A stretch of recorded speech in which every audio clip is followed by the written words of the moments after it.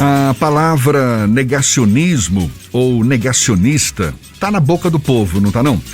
Uma das palavras mais comentadas no momento, a palavra negacionismo, ela tem sido usada para destacar a posição de algumas pessoas a respeito da postura que adotam, sobretudo na atual pandemia. E qual é o real sentido da palavra para a ciência? Se, por um lado, a expressão está cada vez mais empregada pelas pessoas, por outro lado, é importante compreender como ela se aplica no corpo humano, bem como os efeitos que provoca quando essa palavra é colocada em prática. Bom, quem explica melhor o assunto é o PhD, neurocientista, neuropsicólogo e biólogo Fabiano de Abreu, nosso convidado aqui no Issa Bahia. Tudo bom, Fabiano? Seja bem-vindo.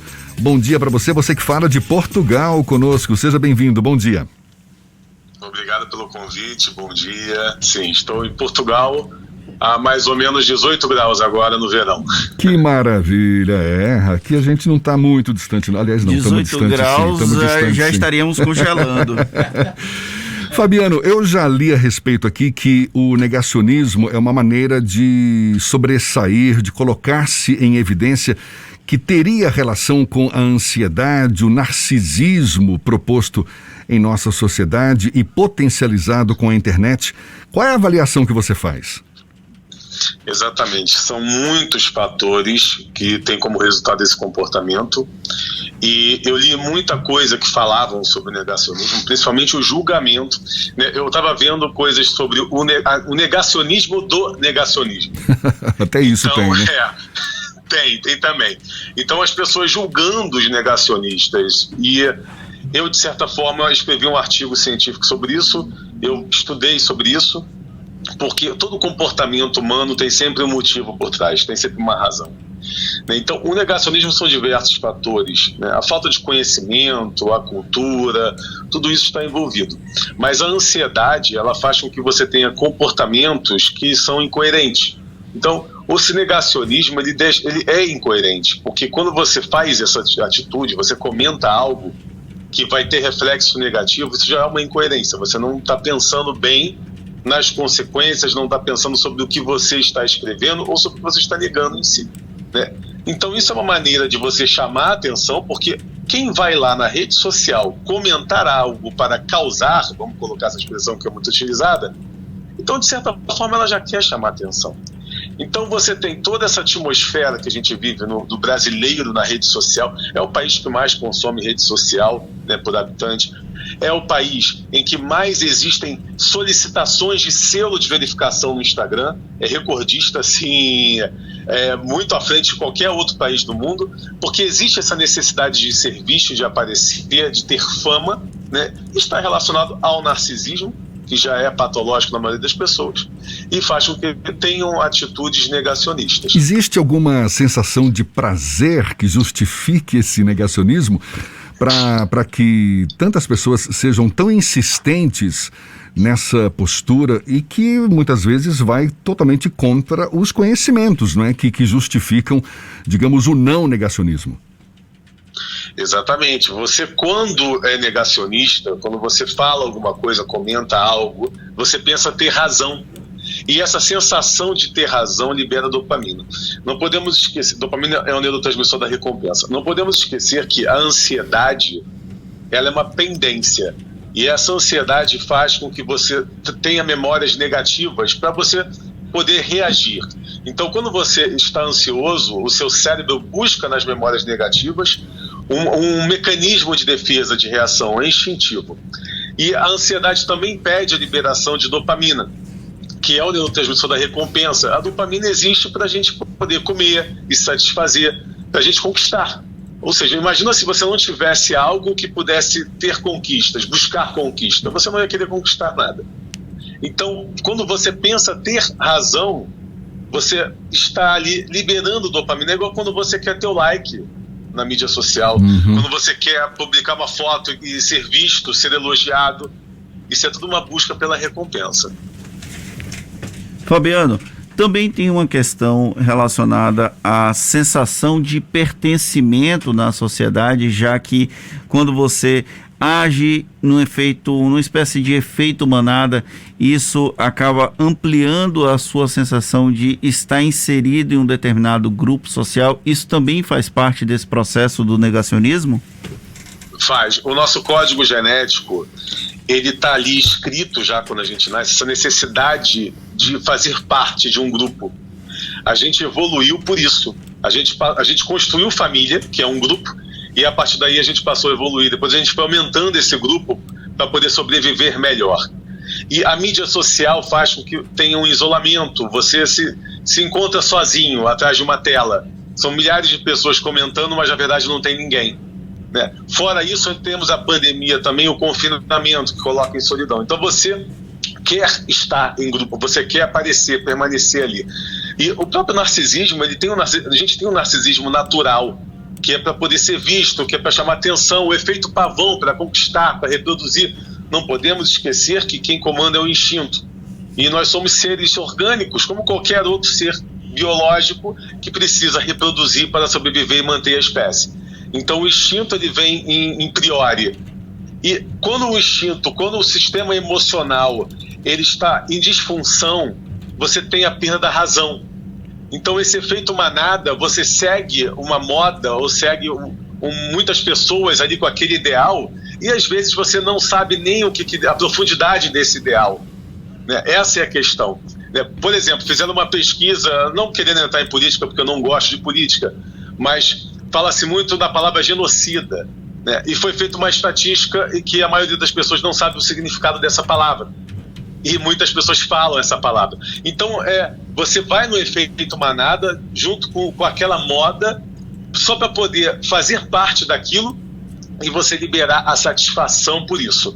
Mas aí não tem o conhecimento amplo, não busca o conhecimento amplo para saber se aquilo ali realmente vai trazer uma consequência boa ou não para você. Fabiano, você acredita que esse negacionismo, e você citou inclusive o negacionismo do negacionismo, mais o comportamento nas redes sociais, acaba trazendo consequências diretas para o nosso convívio em sociedade, que de alguma forma acaba sendo visto com uma posição de extremos cada vez mais explícita? Muito. A gente está vivendo um momento muito complicado, principalmente no Brasil, que é o país mais ansioso do mundo, né? Estou terminando um artigo científico que eu falo sobre isso, que existe um transtorno generalizado, são vários transtornos relacionados a essa questão narcisista, que está se potencializando, essa necessidade de aparecer, de ser visto, e isso está sendo generalizado em toda a sociedade. E essa personalidade, ela fica no nosso código genético, vai passar de geração para geração. Se a gente não cuidar disso agora, as gerações futuras terão consequências sobre isso. O negacionismo do negacionismo é você negar o próprio negacionismo em si, é o fator cascata do próprio negacionismo que está relacionado a essa ideia de ter razão, de querer ter razão. E também a mídia social trouxe ao usuário um poder. Ou seja, não é todo mundo que poderia ter esse poder, porque o poder também advém do próprio conhecimento. Quanto mais conhecimento você tem o poder de ter conhecimento, mas quem tem muito conhecimento não pensa ter poder. Porque quanto mais conhecimento você tem, mais você sabe que ninguém é tão poderoso e acima do outro, e que todos vamos morrer e o lugar é o mesmo para todos. Fabiano, tem uma outra questão que também daria para abordar nesse sentido, você é um pesquisador que já está há algum tempo no meio acadêmico, e nesse processo, principalmente aqui no Brasil, de negacionismo, a gente tem uma crítica constante à academia e a relação que a academia tem com o restante da sociedade. E isso é um movimento que vai começar não aqui no Brasil. Ele tem uma força, por exemplo, com o trumpismo nos Estados Unidos. Esse processo de negação da ciência ou de falta de acesso às informações precisas da ciência, isso vai ter impacto na própria relação do ser humano com o outro? Sim. A ciência, ela é a única coisa que nós temos para comprovar que aquilo é aquilo mesmo. E todo processo científico Não tem como ter erro. É isso que as pessoas precisam entender.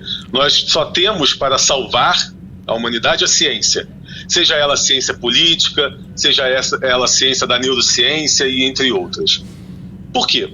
O processo científico, as pesquisas, os experimentos, eles trazem o resultado. E esse resultado é publicado em artigos científicos. Ou seja, não é simplesmente uma pessoa dizer que é aquilo sem comprovar que aquilo é aquilo. Olha que interessante a ciência. Por exemplo, se eu, Fabiano, eu falei que a internet em 2018 estava deixando as pessoas menos inteligentes. E eu tinha todo embasamento para falar sobre isso, mas não é o suficiente. Eu precisei provar isso. Eu precisei me aprofundar nos estudos e analisar estudos de estudos para chegar a uma conclusão em um comitê com vários doutores aprovar o que eu disse.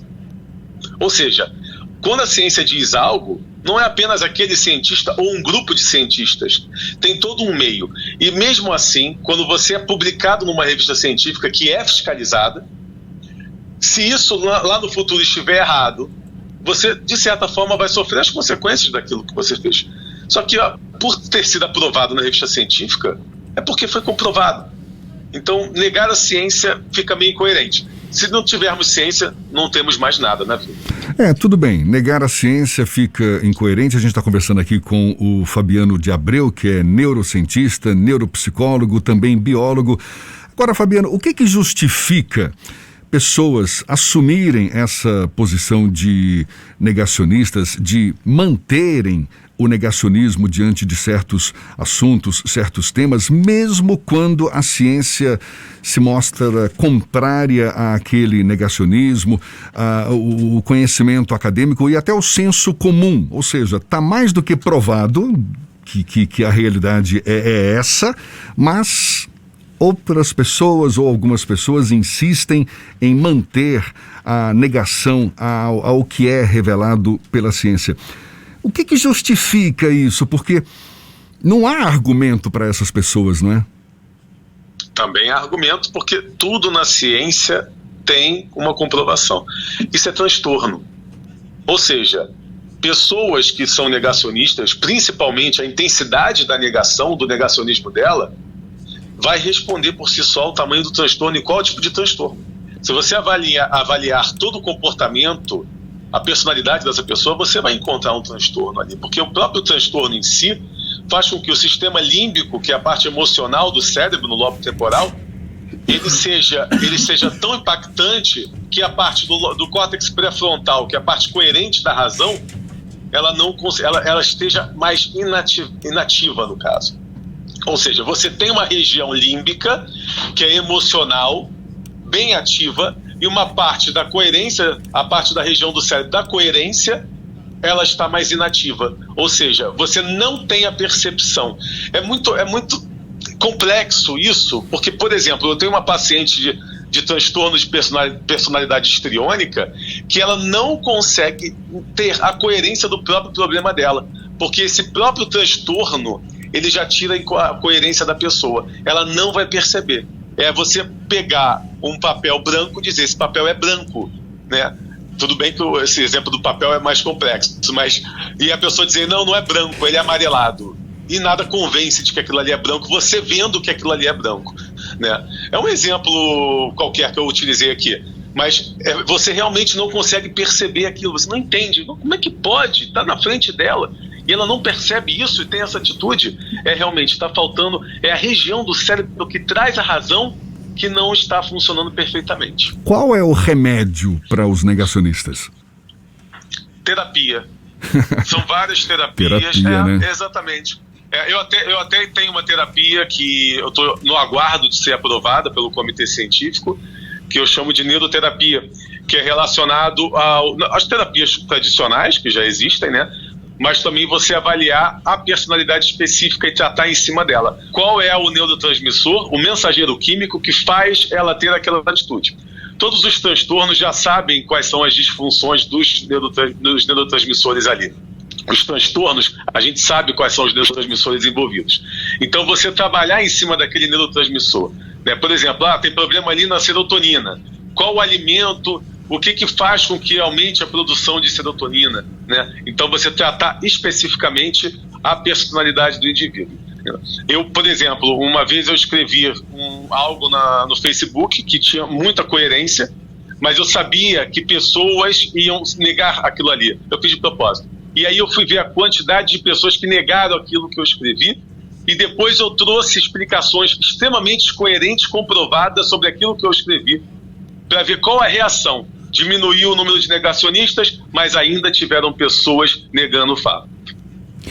Fabiano, uma das questões do luto é também o negacionismo. Então, esse processo que a sociedade passa também é lidar com o luto de uma maneira distinta quando elas escolhem permanecer na fase do negacionismo por muito tempo? Essas pessoas que permanecem na fase do negacionismo, elas não têm uma trava.